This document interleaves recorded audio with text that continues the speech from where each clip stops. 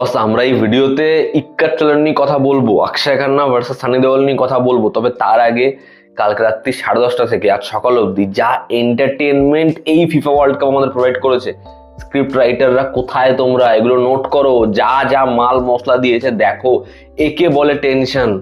কালকে ব্রাজিল এবং জাপানের খেলায় জাপান ফার্স্ট হাফ যা খেলেছে এবং সেকেন্ড হাফ ডন কার্লোর যা স্ট্র্যাটেজি, ব্রাজিল যেভাবে প্লে করেছে জাস্ট তুখর, এবং রাউন্ড অফ 16 ব্রাজিল কোয়ালিফাই করে গেছে। তারপর জার্মানি এবং প্যারাগুয়ে, সেখানে প্যারাগুয়ের যেরকম defence, extra time, penalty shoot out, match ঘুরে গেল, জার্মান টাটা বাই বাই আবার। মানে 2018-22 সেখানে নকআউট স্টেজে যেতেই পারেনি, এবার নকআউট স্টেজের মুখ দেখেও দেখা মিলল না। যাই হোক, তারা কোয়ালিফাই করলো না। এবং তারপরের গেমটা মরক্কো নেদারল্যান্ড, সেখানে নেদারল্যান্ড ফুটে। তো 3টে গেম যা হয়েছে এই বিশ্বকাপে যখন তখন দুর্ঘটনা ঘটে যেতে পারে। মানে যাদেরকে ছোট টিম এরা কি করবে এটা ভাবছো, তারা ভয়ানক কিছু ঘটিয়ে দিতে পারে। দেখার এবার পরবর্তী ম্যাচগুলো কি হয়। এবার যদি আমরা ইক্কা ট্রেলার নিয়ে কথা বলি, দেখো ইক্কা ট্রেলারটা আমি একদম অনেস্টলি বলছি, আমার একেবারে পোষায়নি। এই ছবির যে ডিরেক্টর সিদ্ধার্থ পি মালহোত্রা, সে হিচকির মতো ছবি বানিয়েছে, আবার মহারাজের মতো ছবি বানিয়েছে, যেটা আমির খানের ছেলে অভিনয় করার জন্য নেটফ্লিক্স এসেছিল, সারবাড়ি ছিল।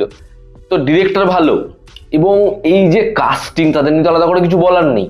কিন্তু গোটা ট্রেলারটা দেখলে বোঝা যাচ্ছে না এই ছবিটা একটা লাউড মেইন স্ট্রিম অ্যাপ্রোচ রাখবে, না এই ছবিটা রিয়েলিস্টিক অ্যাপ্রোচ রাখবে। তার কারণ যখন সানি দেওয়ালের ক্যারেক্টারটা বলছে দেখিয়ে মিলর্ড এভাবে, মানে জিনিসটা খুব দেখার সময় আনইজি ফিল হচ্ছে যে ভাই এটা যায় এরকম ভাবে ডায়লগ একটা এরকম সিনে, যেরকম ভাবে প্রত্যেককে প্রেজেন্ট করা হয়েছে, যেরকম ভাবে ট্রেলারটা কাটা হয়েছে।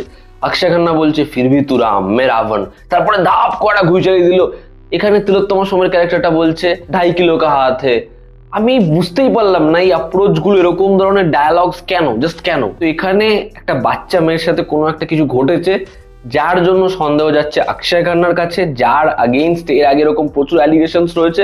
এবার সে নিজের লয়ার হিসেবে চাইছে এমন একজনকে যার ইমেজটা খুব ভালো, যে সবসময় সাধারণ মানুষ বা সমাজে খুব পীড়িত মানুষ ধরে লড়ে, সে এবার অক্ষয় খান্নার ক্যারেক্টারকে ডিফেন্ড করবে। এবার যখন কেসটা আসছে তখন বিষয়টা খুব শক প্রোভাইড করছে সবার কাছে।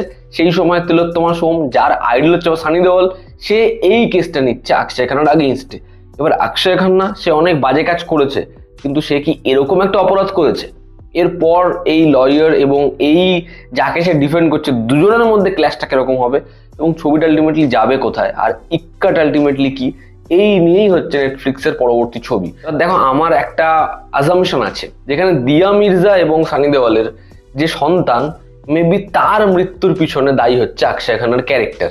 এবার সেটা এই কেস নয়, কিন্তু এই কেসের মাধ্যমে ওকে কিভাবে ফাঁসাবে সেটাই হয়তো এই ছবির ক্লাইম্যাক্স হতে পারে। দেখবে পার্টিকুলার একটা জায়গা রয়েছে যেখানে সুইমিং পুলে একদম লো অ্যাঙ্গেল শটে দেখা যাবে কেউ একজন ডুবে রয়েছে এবং রক্ত বেরোচ্ছে, আর সেখানে দিয়া মির্জা অর্জুন বা এরকম একটা কিছু বলে চিৎকার করে।